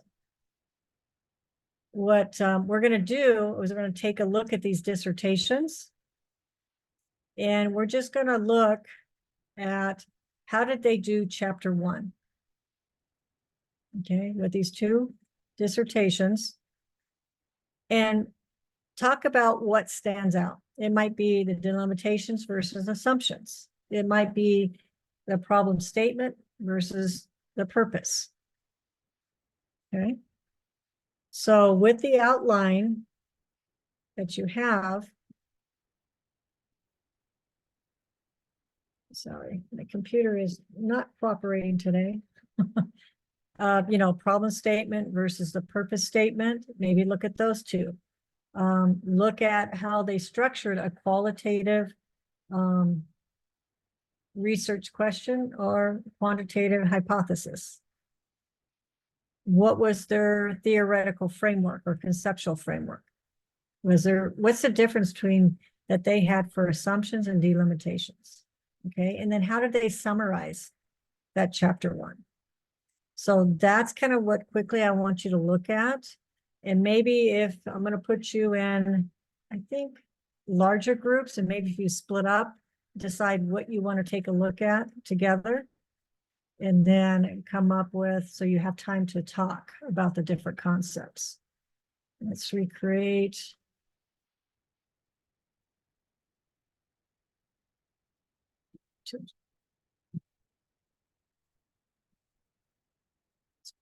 Three. Okay, I'm gonna put you in 3 groups. Okay. So this is going to be about a 10-minute activity.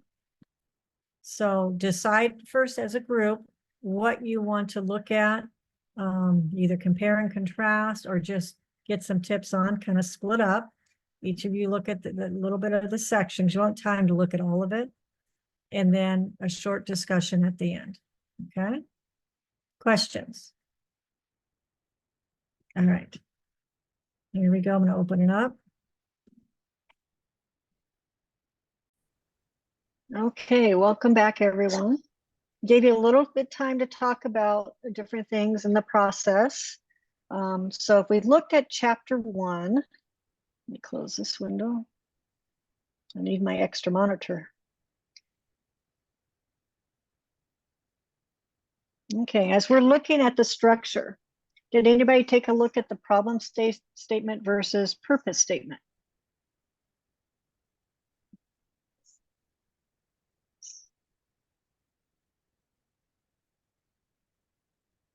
Okay, did anybody take a look at assumptions versus delimitation? We had a question on that. I talked to a couple of groups.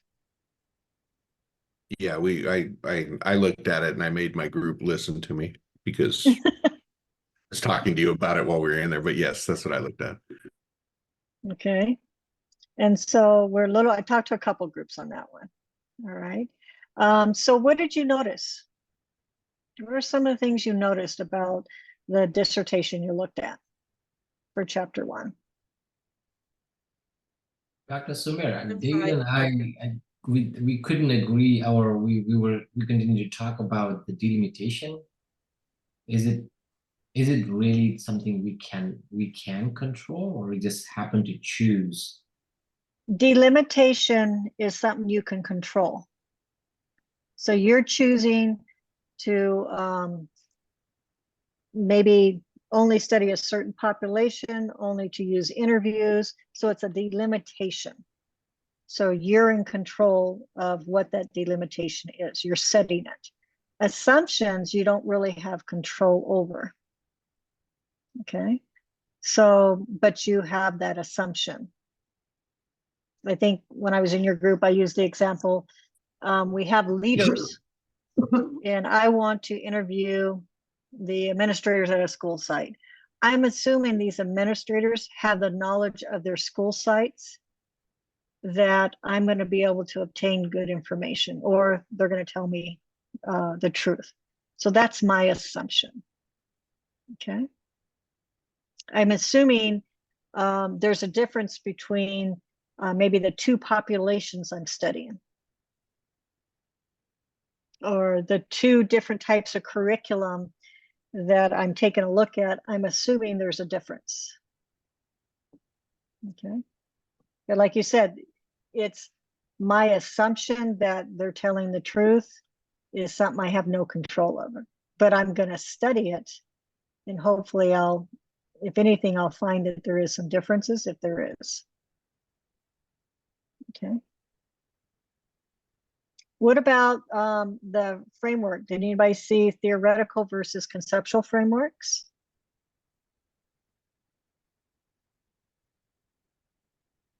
I think they mostly had theoretical frameworks in these two. Correct? Yeah, you guys are with tired. The K-12 one, it was mostly like the big people like Paulo Freire and whatnot. Okay. All right. Anything else that you noticed? I had a really quick question about the summary, at least for the K-12 one, because she summarizes her points and what she's going to go into, but then she only talks about and then moving forward, chapter 2 says this, do you not summarize the rest of your paper, or do you just give a preview of the next chapter, and then at the end of chapter 2 you would lead into chapter 3? I always have my candidates summarize because it gives them a little recap. But I do know there's some chairs that do not like that.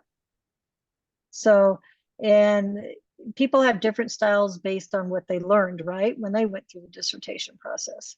So I like the recap because a lot of times, especially if it's lengthy, your reader might get lost, and it just summarizes that. And then you tell them what they're going to expect in the next chapter. It doesn't have to be long. You do key points. So it's the key points. You want to guide your reader to the next section. So how do I guide them? What do I want them to take with them in their pockets to consider when they're reading the lit review? What do I want them to move from lit review to the methods? What do I want them to hang on to while they're reading that method? Okay, so I always like to summarize, but that's up to your chair and your committee. So if your committee, I had one committee I was chairing, and one of the committee members hated it and the other one wanted it. So we compromised and said, okay, it's going to be a sentence.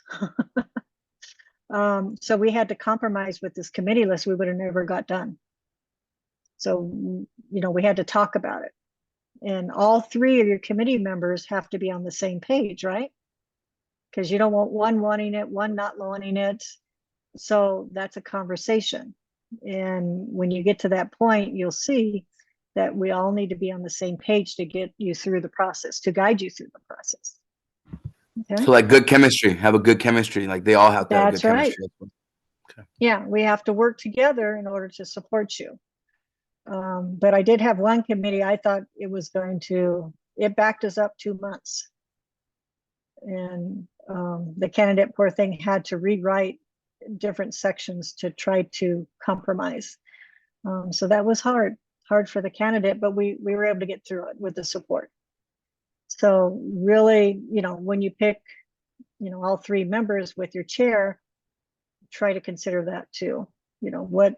How they're used to doing their research, I guess. Okay. So we went over that. This IRB process. How many of you guys did your city certificate yet? Didn't you do it during the class?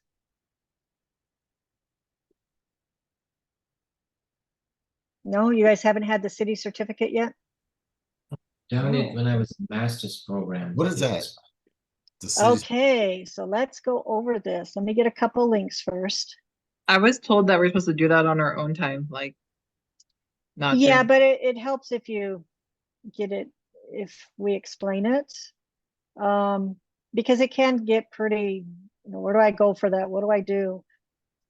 So let's do where you do the city certificate in order to do the IRB. I'm going to put this in chat. Don't start it yet. There's a link. And let's go through the IRB process and then I'll guide you through that, okay? Okay, the IRB is usually done after you have a successful proposal. Not before, but after. The city certificate, you can, get it done now or while you're waiting to do your proposal. It depends on what your chair wants. But after your proposal, you're going to submit an IRB. So the IRB basically is the summary of chapters 1 through 3, and you'll need some documentation. You'll need your own city certificate. You have to go through, make sure you know all the ethic ramifications, how to lead a research, keeping everyone safe, how to collect the data, how to secure the data, all that stuff. Your chair will also have to submit their city certificate, so they have to be current. So you have to get that from your chair, and then you have yours, and you're going to upload them. You'll need a flyer that advertises your study. And they usually create a flyer, hey, are you interested? Try to promote people to come into your study. I didn't need a flyer because I had a set group, but I did need email. So what is going to be the email correspondence or planned communication for your participants? How are you going to recruit them? So you actually need a recruitment form that they sign, but you also need the email. What are you going to send out to recruit them? So you have to draft those. Those go in your appendix, but you're going to need them for your IRB. So as you're going through looking at different research studies, make sure you gather some samples of a consent form. Make sure you gather some samples of email correspondence. Okay, they're always in appendix. Then you're going to need, if you're studying like your workplace or a school site or an organization, you need a letter of approval for that you can conduct that research at their site. Some school districts have their own IRB process that you would have to go through too. If you're doing it at the school site, usually if it's your own classroom, you're usually okay, but you still need to get permission. And then you need your survey or interview questions. Survey instrument, what are the questions in your survey? And what is your interview questions? In both your survey and interview questions, what do they have to align with? What's the big thing that kind of guides all your studies that we talked about?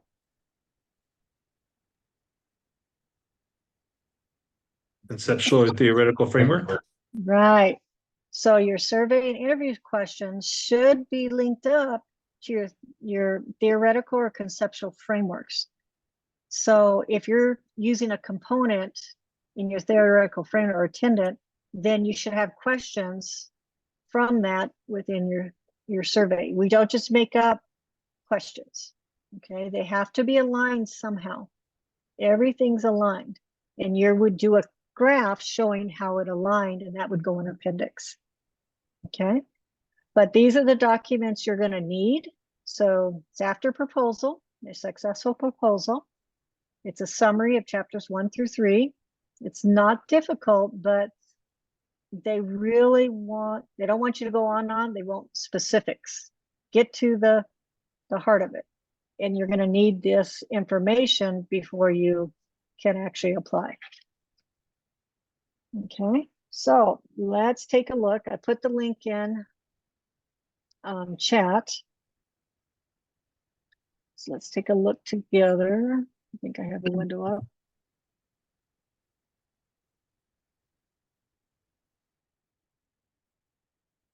And it should take you to CSU site, right? Is that what it did? Okay. So this is the IRB page, very helpful. We got a good IRB team. They work very hard. They get things done quickly. So first off, if you go under human subject in ethics training, click on that. Basically right here, you would go to this and then you begin the course and you have to pass it in order to get the certificate, okay? So if you click on it, you have to sign in and it takes you there. Oh, the thing expired.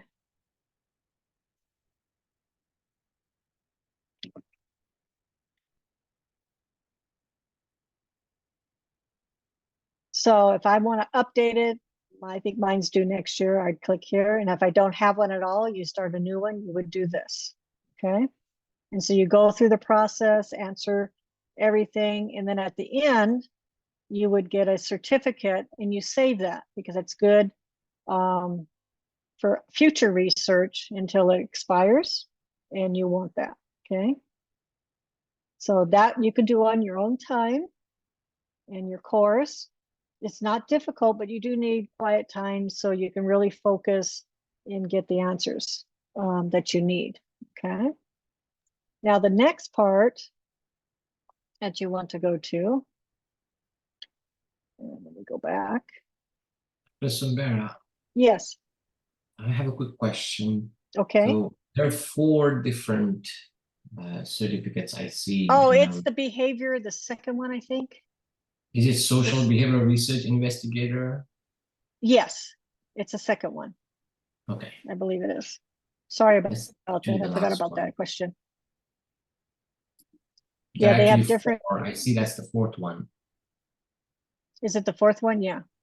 Yeah, social behavioral Here, share your research. screen. Let me take a share your screen. Let me take a peek.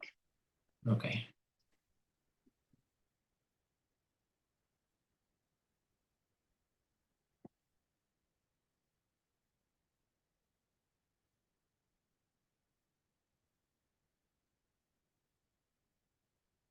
That's the one I see. This one, right? Yes, that one. Social behavior research investigation key personnel. Okay.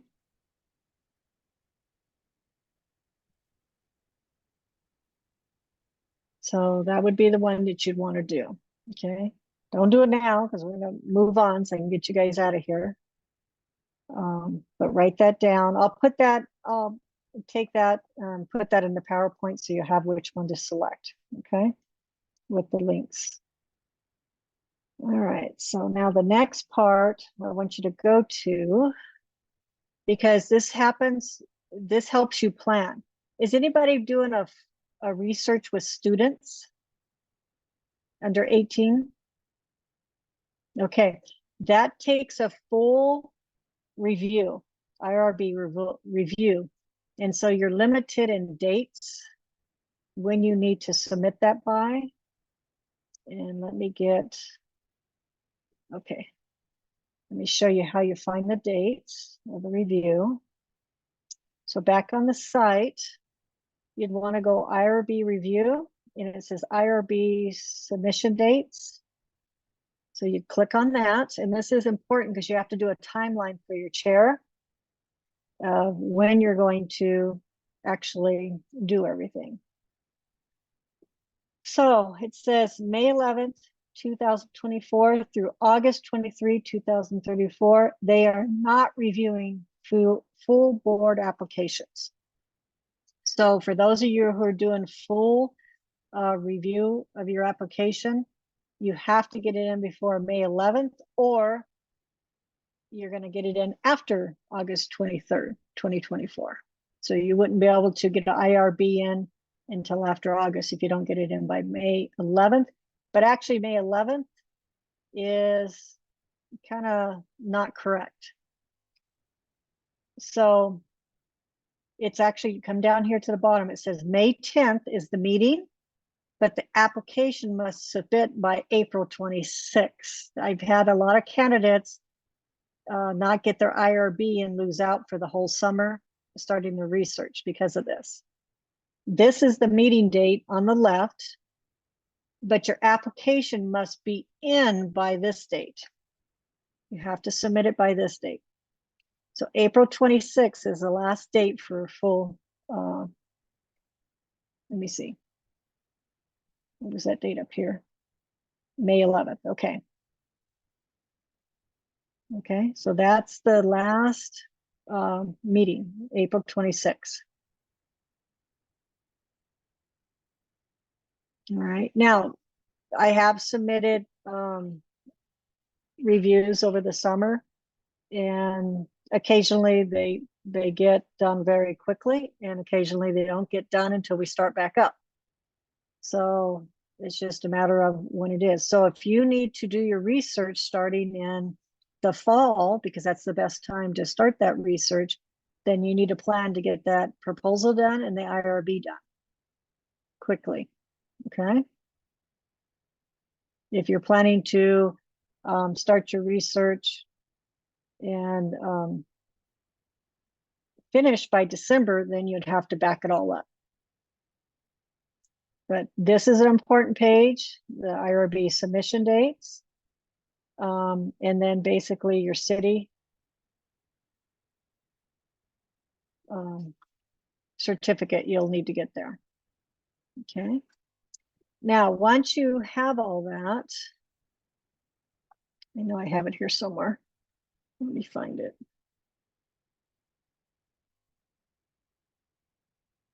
All right. Another website I'll give you, this is actually where you submit it. It kind of looks like this. And you might come in to it, and it might look like this. And it's very confusing. Well, where do I go? It doesn't tell me where to go. Where you want to go up here and then select the human ethics. Okay, and then this is where all the different IRBs are that you'll have. And basically over here, you would do a new study. So I would go to one of the grad study has, I think, a couple of workshops. Okay, where are they?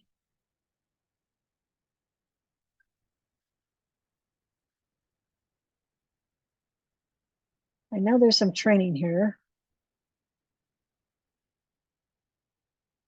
Maybe it's underneath research participants. No, not there.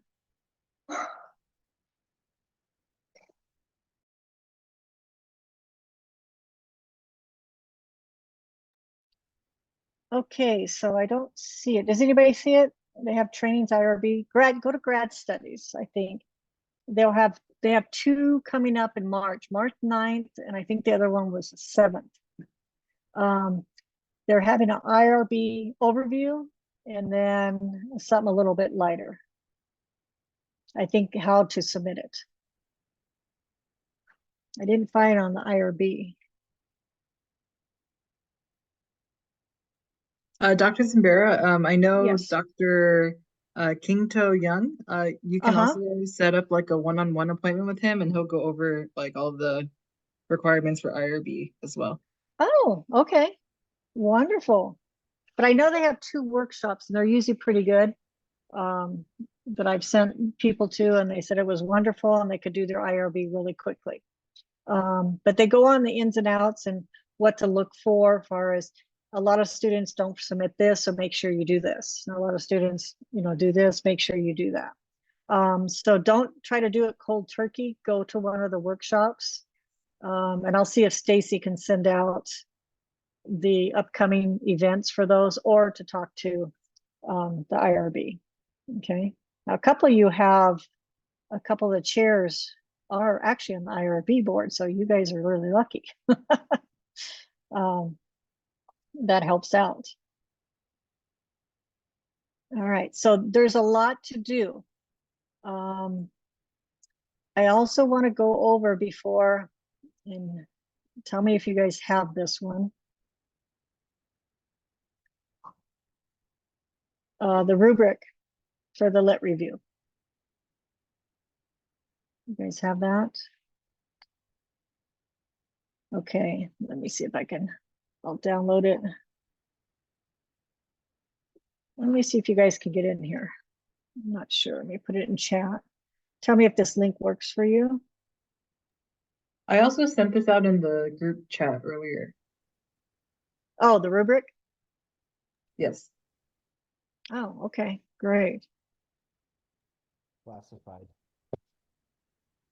So part of doing this process, what you want to try to do is before your proposal, get the rubric for the proposal and look at it and double check yourself. Okay. And this happens to be the rubric for the lit review. And some of the forms she sent me, and I think you guys have more access to more forms and documents than what I received. But look at the rubrics, because those are going to be helpful. There's one for the proposal, there's one for the final defense, and then you have all the forms, correct? So with the forms, let me get in this, dissertation forms. So with the forms, you want to make sure that you have them all, keep them in for the dissertation here, and you have other forms that you do with your program. These are more program forms, but your dissertation forms, I think the first one is your committee. Make sure you have that. Keep these. One of the biggest things when we transition from one support staff to the other is those forms. We had to reduce some of them. So make sure you have those. The second one, I should just do my desktop so I don't have to keep doing that, is this is schedule your proposal. Now, a lot of students forget to do this. If you want to do your proposal, you have to schedule it. So you have to fill out the form, put the title, your committee members, your student, and then your dissertation chair will sign it. Then you submit it, and that's how the department knows that you're at that stage of doing your proposal. Okay, so you need to fill all of this out. The next one would be, I think it's the actual outcome of your proposal. And where's that document found again? It should have been in the forms. You don't have it? That doesn't look familiar. I need to double check. It may be the Form 6. It should be Form 6. Form 6. Okay, thanks. Or Form, I think it's 6. Let me see. Form 5 was your committee. Form 6 is your proposal.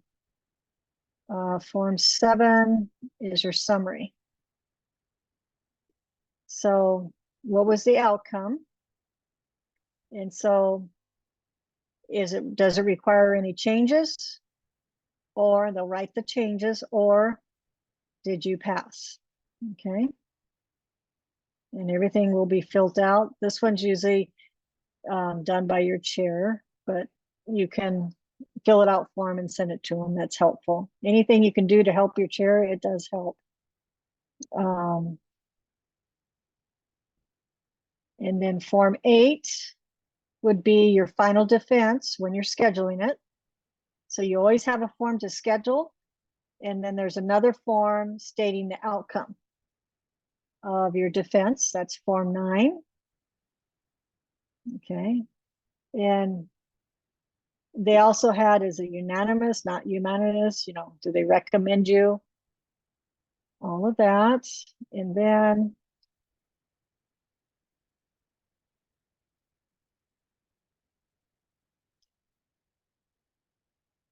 they also put down the recommendations. So don't, when you do your proposal or your final defense, if they give you, you know, you pass with changes, then don't, you know, don't be upset. That's good. They want to make sure that your proposal or dissertation is just cream of the crop. So when you get it out there for publications and stuff, that's awesome. But they might say, you know, I'd like a table here. I'd like a few more headings. Whatever it might be, you need to make sure you get an editor.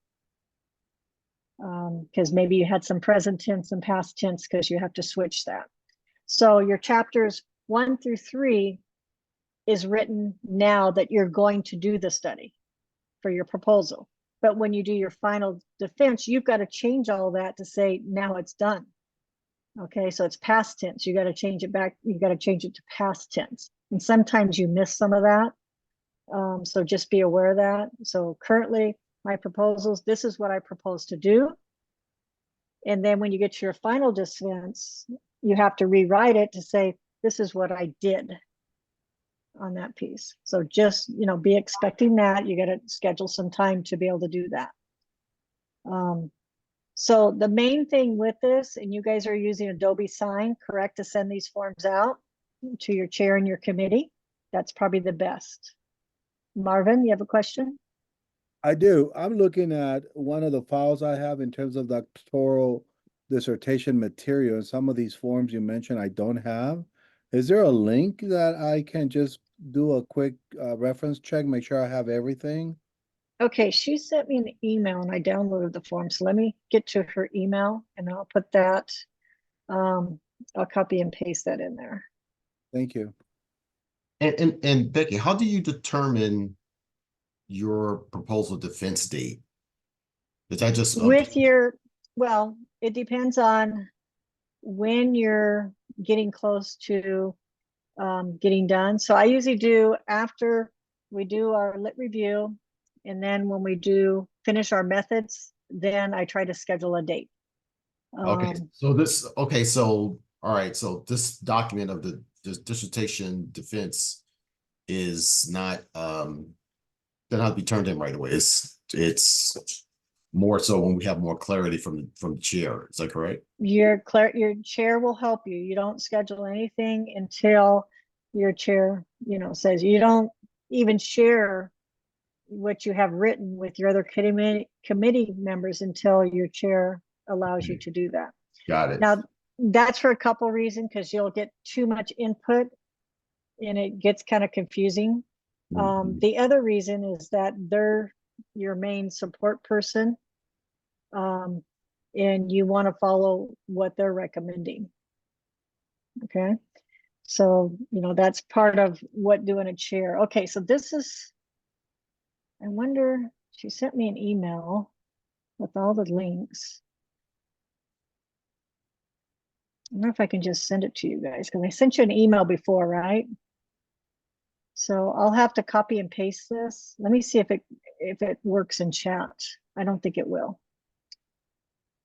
This is what she's not, it didn't. Okay. All right, I'm gonna have to forward this. So what I'll do is the email I sent you the invite to and the link, I will paste that in there. Let me see with the calendar invite if I can put it in there. So I think I invited. No, okay. So I'll just forward that so that I need to give you guys the email. Because I don't think, which ones are you looking for? Just looking for the last ones, the 8, 9. Okay, let me see if I can get those.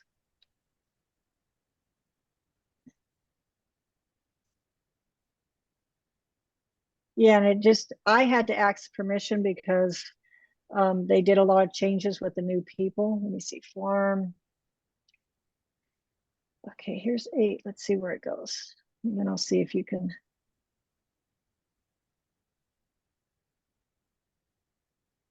Let me see if you can get this. Okay, here's form 8. See if you can access it. Yes. Okay, and then we get form 9.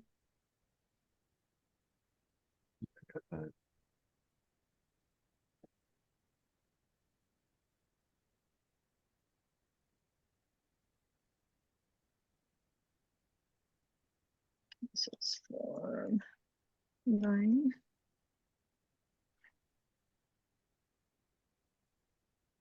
Got So you it. guys have 6 and 7? Okay, good. Yeah, the dissertation rubric. Okay, that comes next time.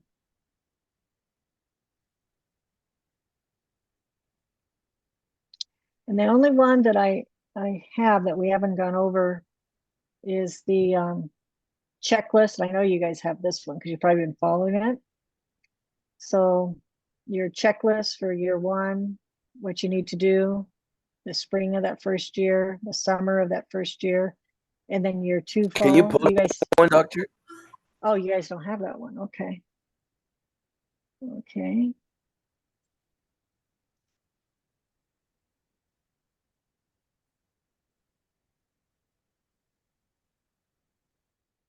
Okay, there's the checklist. Now this will help guide you, the recommendations. And it also has the forms linked to it.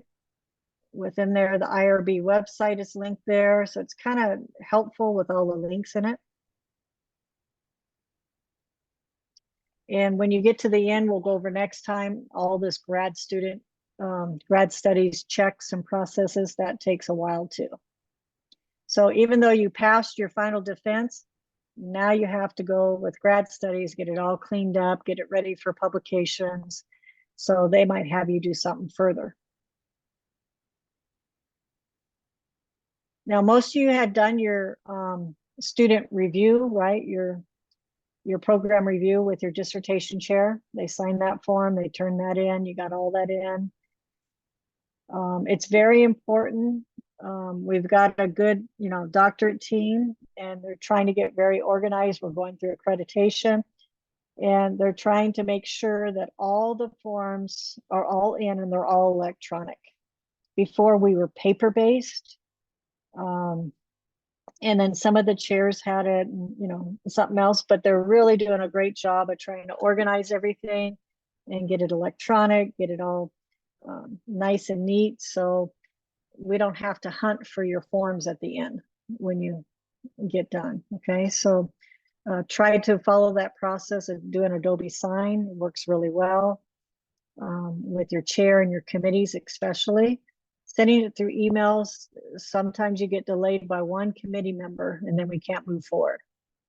So Adobe Sign works pretty good. And sometimes I've had students go out to take their computer so that person can sign and get them to sign. And that seemed to be the quickest on some of the third readers, is actually go there and work with them to get the form signed. Okay. All right. So questions, anything else? I hope it's been helpful. There's a lot to cover. And then next time we'll go more specifically. I'll try to catch up on some of the comments and do that. Yes, editors for your work. I would suggest first using Grammarly, right? And a couple people were using ChatGPT as an editor, but please don't use it as to do your writing because it will catch it. But some people are using it as an editor because it does fix grammar and stuff. I use Grammarly, ChatGPT. But if you are interested in an editor, then basically you can go to the grad study, I believe, has a list. Also, the Writing Center There's a list there at the Writing Center. And I will try to see if Stacy will send out. There was a couple we used to have for the doctorate program, but last time I checked, we didn't have them. And so I had to send them to an outside person. But editors are nice. I know it, you know, it costs money, but think about your time. So your time of somebody editing versus you doing it, you're going to speed up your time probably at least by 2 months. And so that is very much worth it in order to do it, because there is a lot of editing, especially when you get into the template. Grad Study also offers a workshop on how to use the template effectively, because you got to set up all the table of contents, everything else. Please go to these workshops. Those are for you. If you have an editor, they'll help you set up the, you know, the template. You know, after you get it all in there, they'll link it up and do things. It does cost though. Different How ones much, cost what's like different. the range of an editor? How much they charge? Like what? Low end to high end? Geez, I haven't done it in a while, but I think it was somewhere like $100 for a page. Some were, you know, cheaper. But $100 a page? if they have to do everything. Look, I You need see, to Carrie, that's why I want to write 50 pages. exactly right. Jeez. So, but it depends. I know there's Grad Study has a list that it's not as much.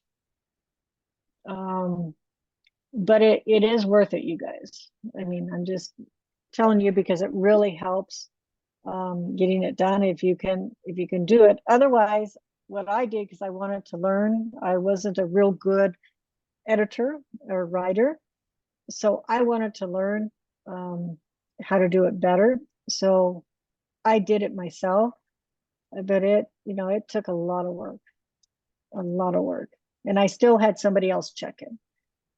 I paired up with somebody else in my cohort and we checked each other's.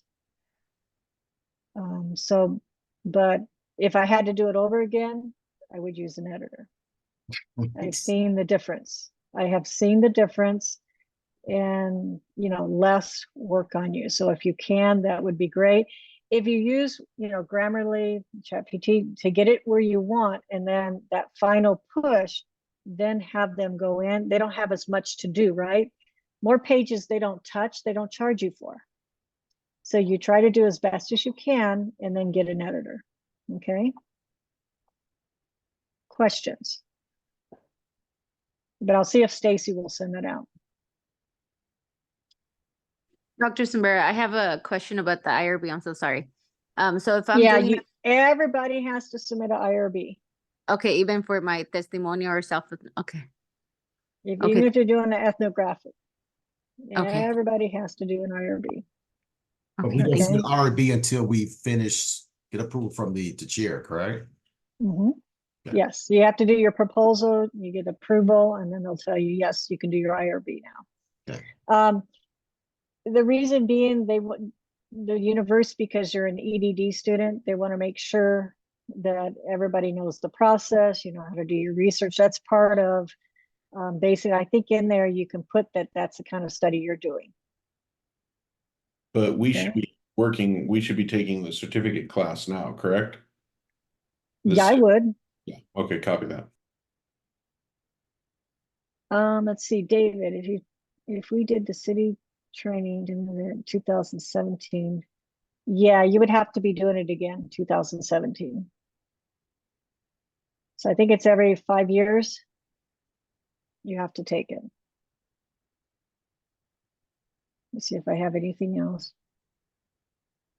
Yeah, and a lot of people, you'll see that you can write chapter 1 first, but you're going to have to go back as soon as you gather more information for chapter 3 and chapter 2. You always repeat, and then once you get to your final design, again, you go back to 1 to 3 and you modify those. Okay.